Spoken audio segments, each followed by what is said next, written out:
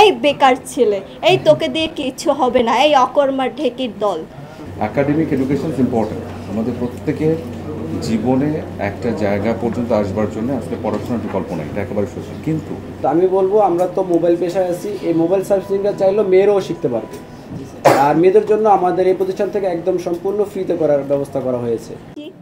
কালকে আমার বয়সটা একটু ভারী হবে, আমি সিনেমায় নাও কাজ করতে পারি, আমি বিউটি পার্লারের কাজ করব, আমি মোবাইল সার্ভিসিংয়ের কাজ করব, আমি নিজে ট্রেনার মানে একজন ট্রেনার হিসেবে আমি আমার পরিচয় লাভ করব।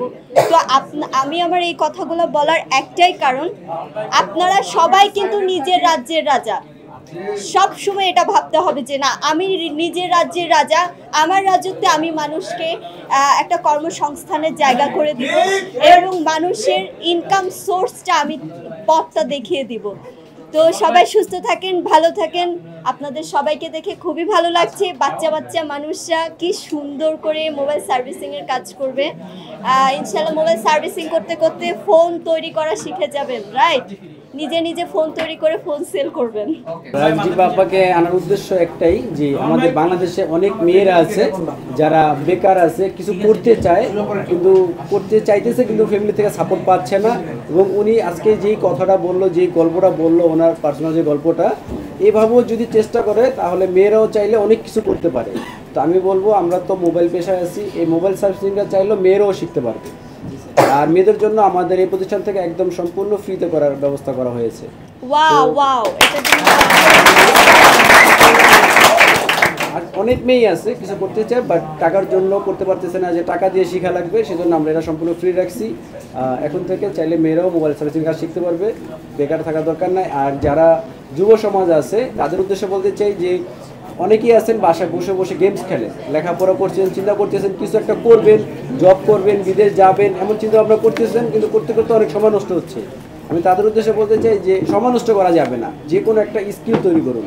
হতে পারে ড্রাইভিং, হতে পারে মোবাইল সার্ভিসিং, হতে পারে কম্পিউটার, যে কোনো একটা স্কিল অর্জন করুন যেটা কিনা আপনার যে কোনো সময় যে কোনো জায়গায় কাজে লাগতে পারে।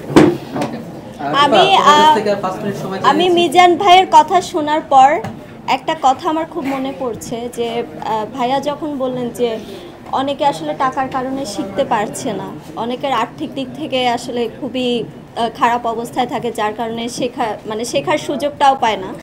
তবে আপনার মতো অনেকেই আসলে পারে এই উদ্যোগটা এগিয়ে নিতে, ফ্রি শিক্ষা বা অনেকে টাকা ছাড়া কাজ শিখাবে না, এরকম একটা ব্যাপার আসে। তো আজকাল কিন্তু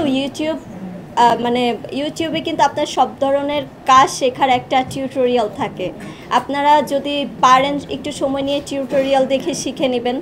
এবং এখন আমি দেখেছি বাবার ছোট ভাই বলেন এবং আশেপাশের ফ্রেন্ডরা বলেন, তারা এত বেশি অলস ফোনের ক্ষেত্রে, অনলাইন জুয়া যেটাকে বলে, বর্তমান সমাজে অনলাইন জুয়াটা মানে অনেক ইয়াং জেনারেশনের মানুষগুলোকে একদম অলস বানিয়ে ফেলছে এবং সম্পূর্ণরূপে ইন্টারনেটের উপর নির্ভর করছে। তারা কাজকর্ম কমিয়ে দিচ্ছে, তারা ভাবছে টাকা ইনভেস্ট করে টাকা আর্ন করা যায়। আলটিমেটলি কিন্তু টাকাগুলো ইনভেস্ট হয়, ওইভাবে আর্ন করা যায় না।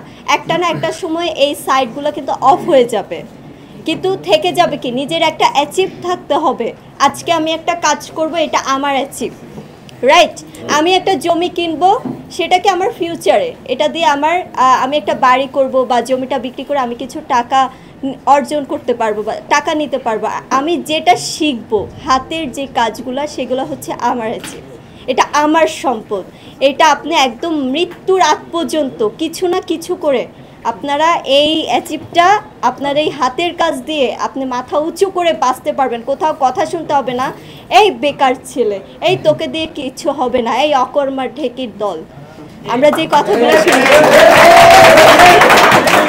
অনলাইন জব প্রসঙ্গটা যেহেতু আসলো, একাডেমিক এডুকেশন ইজ ইম্পর্টেন্ট। আমাদের প্রত্যেকের জীবনে একটা জায়গা পর্যন্ত আসবার জন্য আজকে পড়াশোনার বিকল্প নেই, এটা একেবারে সত্যি। কিন্তু সেই সাথে আপনার নিজেকে দক্ষ করার বিষয় থাকে। আপনি যে কোনো বিষয়ে দক্ষ হন, আপনি যে কোনো কাজ করেন, এবং আমি আবারও একটা বিষয় বলছি, কোনো কাজ ছোট না। আপনি হালাল পথে, সৎ পথে যে উপার্জনটা আপনি করছেন, সেই উপার্জনের যে সুখ, যে শান্তি, সেটার বিকল্প কিছু কখনো হয় না।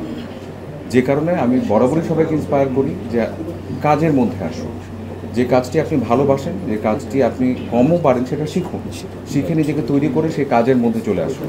এখন আশপাশে আসলে অনেক স্কোপের জায়গা তৈরি হয়েছে।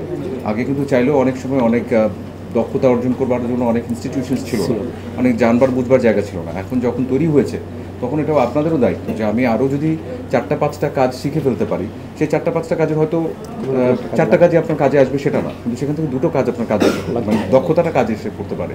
এবং সেই দেখা গেল যে যেটা হয়তো আপনি ভাবেনও নি যে আমি হয়তো জীবনে এমন কিছু করব, সেই 2টো দক্ষতার কাজের জন্য আপনি হয়তো এখান থেকে ওখানে চলে যাবেন।